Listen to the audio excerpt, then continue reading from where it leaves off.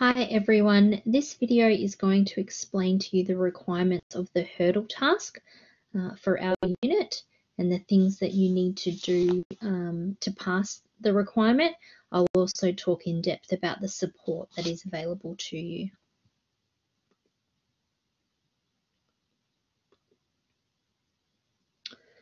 So this information can all be found on the syllabus page within the unit.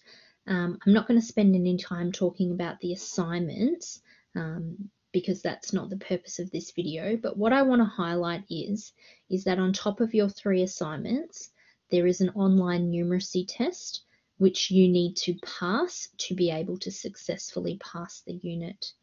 So if we look at this bottom left-hand corner, it says minimum requirements to pass this unit of study. In order to achieve a pass in this unit of study, you must achieve an overall 50% minimum pass mark, so that's across your 3 assignments, and achieve 80% or above in the hurdle requirement, which is this online numeracy test. And this is actually meeting one of the unit learning outcomes, outcome 6, which says demonstrate personal competency in mathematics. So the fact that you're all here studying in mathematics in practice means that you successfully pass the hurdle task in World of Maths, and the format for this one is very similar to the format in the World of Maths. You'll notice you have 3 attempts again in weeks 2, 6 and 10, and they do not coincide in the same weeks as assignments are due. So we've done that on purpose to allow you to focus on what you need to. So some further information here about the tests, okay? They all have the same weighting, so there's no, if it doesn't matter how well you do on the test, it doesn't go towards your overall unit grade, but you do need to pass at least one of them so that you can pass the unit overall. We say that you need a minimum of 80%, and given that all tests have 40 questions in them, that means you need to score at least 32 out of 40 correct to pass on one of the tests. Each test is open for 1 week. So test 1 is in week 2, test 2 is in week 6, test 3 is in week 10, and you get 1 attempt at each test.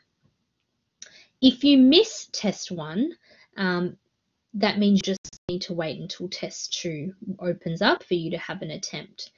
We strongly encourage you to attempt test 1 in week 2, even if you feel like you're not ready, or perhaps you're feeling a little bit doubtful and you'd rather do some extra practice, because if you don't, it means you only get 2 attempts at the test. They all open on 9 a.m. of Monday of the respective week, and you have until midnight Sunday to attempt the test. It needs to be done on a computer rather than a tablet or a phone, because they're just not reliable with the software. And what you need to ensure is that when you open the test is the time that you have to complete it, because once you open it, that is counted as an attempt. So don't open it on your phone and then think, oh, I don't have the time, I'll do that tomorrow evening, because when you go back into it, it will not allow you to open. So please ensure that you find and plan a couple of hours. So we allow you 2 hours to complete this test.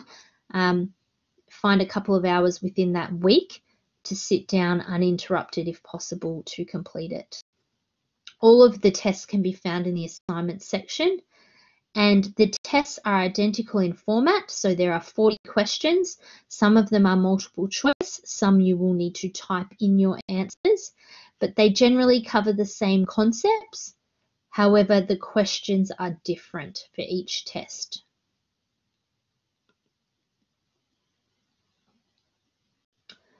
Sorry, I might actually just jump back here for a second while I'm talking about it. This test, the competency that we're asking you to display in this maths unit is more difficult than the World of Maths. So I don't want you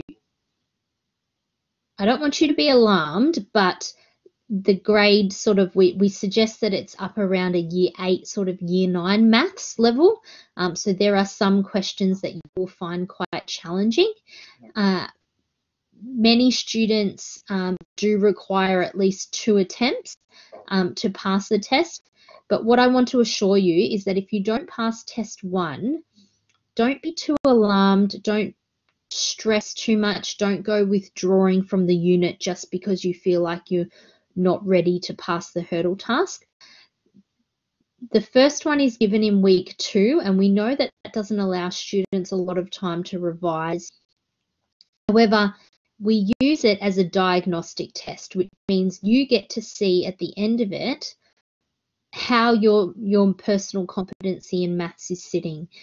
What are your strengths? What topics do you feel really confident about? And what topics do you need some further revision with?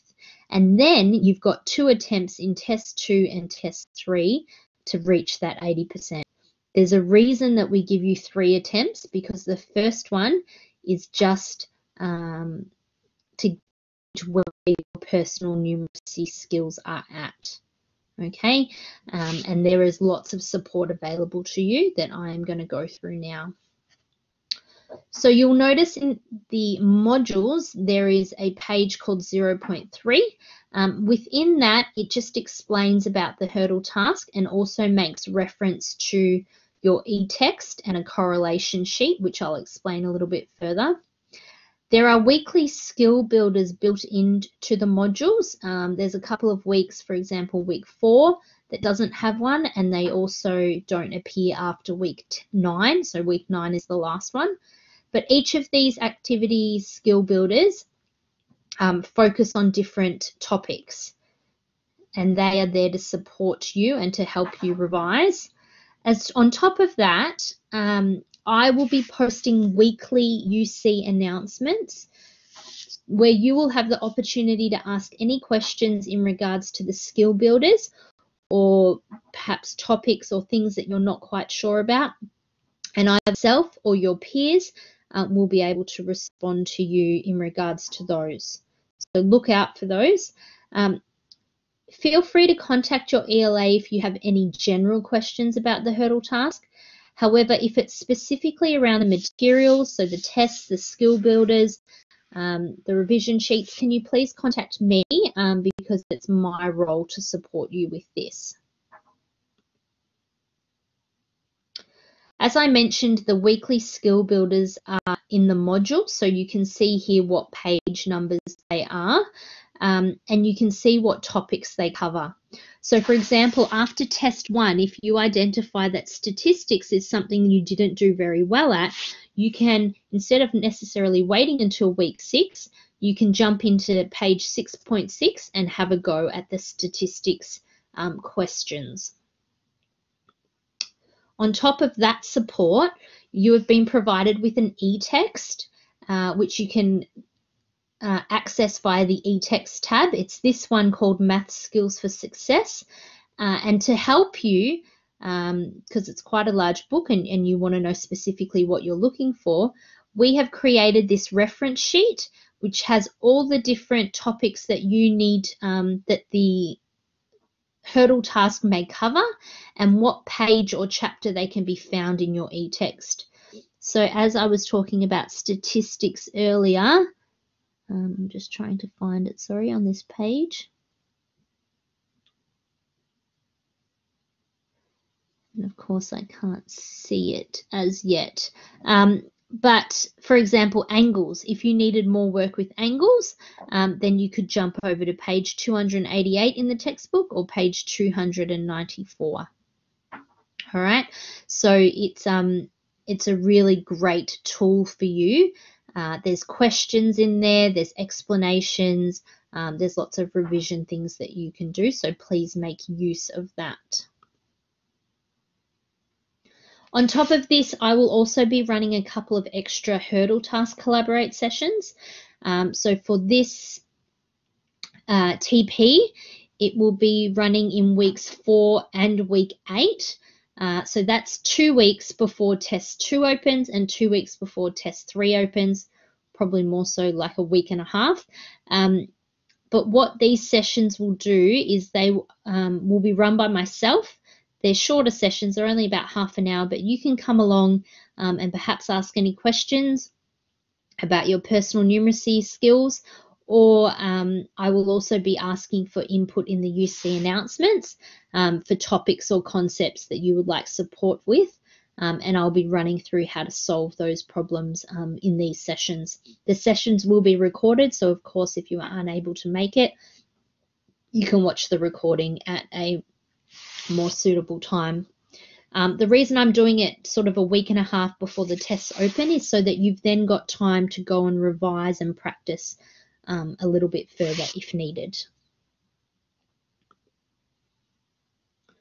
Just want to point out a couple of things. You are welcome to use a calculator if you want or if you need to. There were some questions where you probably definitely will, and there will be some questions where you shouldn't need one, and I would encourage you not to, because we really want you to challenge yourself and work things out, and then perhaps double check with a calculator if you need. The aim is to understand the process and the concept so that you perhaps, if someone asked you how to solve that, you might be able to explain it to them and even provide different ways to do so. So use a calculator sparingly. You will make that judgment as to when and when it isn't appropriate. If you remember, there were some questions in the World of Maths hurdle tasks where you were unable to use a calculator because the calculator actually couldn't provide you with the right answer. So it's really important to remember that calculators are a tool, but they are not the only tool, and they can't do everything for you. They can't replace you. So the only thing to be mindful of is that the test has a time limit. It's quite lengthy, being 2 hours, so you should have no problems completing the questions within that time. But obviously, if you're trying to work something out without a calculator and it ends up taking you half an hour, is that the most suitable use of your time? So just be mindful of that. The other thing, which I really, really need to stress with students, is that you cannot speak about questions and specific questions in public forums, such as in UC announcements or on Facebook once you have completed the test. It is not fair for all students. It is not fair for you. So if you have a specific question, you might think question 27 was incorrect and the answer that you gave was definitely correct. Instead of asking about that in a public forum, can you please email me directly? My email address is there for you. I will be more than happy to discuss things or direct you to a place that will explain why the answer is the way it is in a or if I can recognize that it was ambiguous or there has been an error, I will let you know about that too. We are not perfect. However, I do ask you just not to share or ask any questions in other forums so that we can maintain the credibility of this test.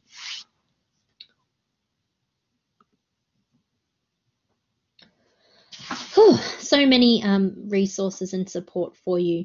A couple of other things I just wanted to share with you. Even though there is so much within the unit, there are some websites that are really great to assist you with further understanding. Two in particular I want to mention is the Khan Academy.